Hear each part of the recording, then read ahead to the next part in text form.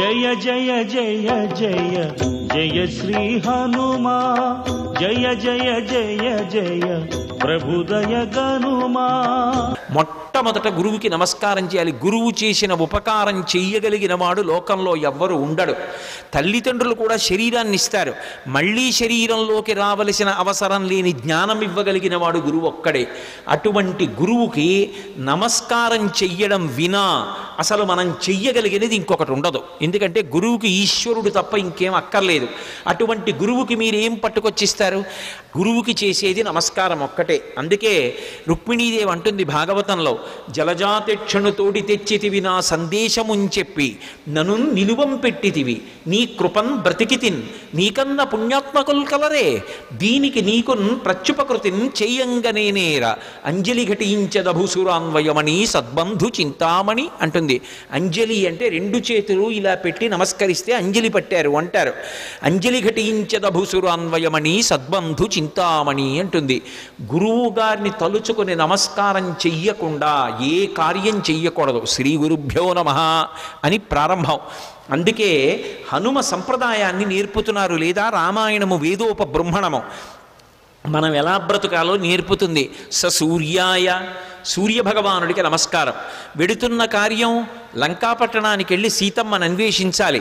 శరీరంలో అవయవాలకు బలం ఉండాలి, అవతల శత్రువుల్ని మర్దించాలి, రావణుడితో మాట్లాడాలి, సీతమ్మ దర్శనం చెయ్యాలి.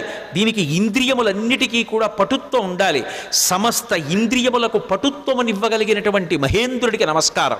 సూర్యాయ మహేంద్రాయ పవనాయ, ఈ శరీరాన్నిచ్చినటువంటి నా తండ్రి వాయుదేవుడికి నమస్కారం.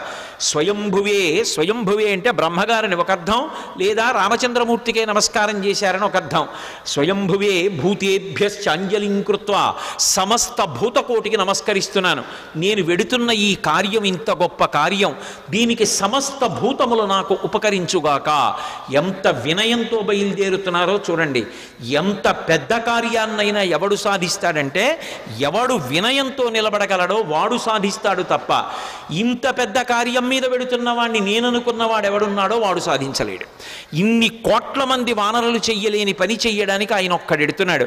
కానీ మీరు చెయ్యలేని దానికి నేను ఎడుతున్నానంట లేదు. ఇంత పెద్ద కార్యానికి నేను వెడుతున్నాను కాబట్టి మీరందరూ నాకు ఉపకారం చెయ్యాలి, మీరు లేని నేను చెయ్యలేను. భూతేభ్యశ్చంజలిం కృత్వా చకార గమనేమతిం.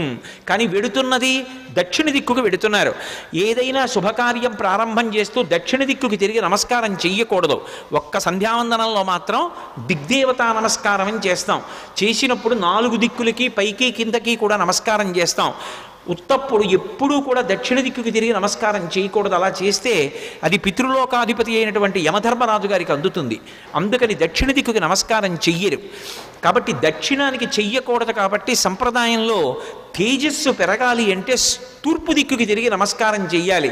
అంజలిం ప్రాముఖ కుర్వన్ పవనాయాత్మయోనయే తతో హి బహృదే గంతుం దక్షిణో దక్షిణాం దిశం. దక్షిణ దిక్కుకు వెళ్ళడానికి తన శరీర బలాన్నంతటినీ కూడా పుంజుకుని శరీరాన్ని పెద్దదిగా పెంచే ముందు ఒక్కసారి తూర్పుకి తిరిగారు. దక్షిణానికి ప్రయాణం, కానీ తూర్పుకి తిరిగి అంజలి ఘటించారు సూర్యనారాయణమూర్తికి. అంజలి ఘటించి తన తండ్రి అయినటువంటి వాయుదేవుడికి ఇంకొక్క మారు నమస్కారం చేశారు. శరీరాన్నిచ్చినటువంటి తండ్రి అంటే శంకరాయచ మయస్కరాయచ అంటుంది. పరమశివుడు ఇంట్లో తిరిగితే కరచనాదులతో అదే తండ్రి. అటువంటి తండ్రి రూపంలోనే పరమేశ్వరుడు తిరుగుతూ ఉంటాడు అని. అటువంటి తండ్రికి వేరొక్క పర్యాయం నమస్కారం చేశారు. అంజలిం ప్రముఖ కుర్వన్ పవనాయత్మయోనయే తతోహి వవృతే గంతుం దక్షిణో దక్షిణాం దిశం. ఇప్పుడు ఇక బయలుదేరాలి. పెద్ద శరీరాన్ని పర్వతంలా పెంచారు. పెంచి ఇక బయలుదేరడానికి సిద్ధపడుతూ సచచాలాచలశ్చాపి ముహూర్తం కపిపీడిత తరుణాం పుష్పితాగ్రాణాం సర్వం పుష్పమశాచయత్ గిరిణా పీడ్యమానేనా పీడ్యమానాని సర్వశః గుహావిష్టాని భూతాని వినేదుర్వికృతైశ్వరైః తాస్తథా సవిషైర్దష్టా కుపితైస్తైర్మహాశిలాః జజ్జ్వల పావకో దీప్తా బిబిదుశ్చ సహస్రధా యాని ఔషధజాలాని తస్మిన్ జాతాని పర్వతే విషఘ్నాన్యపి నాగానాం నశేకుష్యమితుం విషం అన్నారు మహర్షి. ఎంత అద్భుతంగా వర్ణించారు. పర్వతాకారుడై నిలబడి ఆ మహేంద్ర పర్వతాన్ని తన 2 పాదముల చేత గట్టిగా పీడించారు. ఆ తొక్కి పట్టేటప్పటికి గుహల గుహలన్నీ కూడా మూసుకుపోయాయి.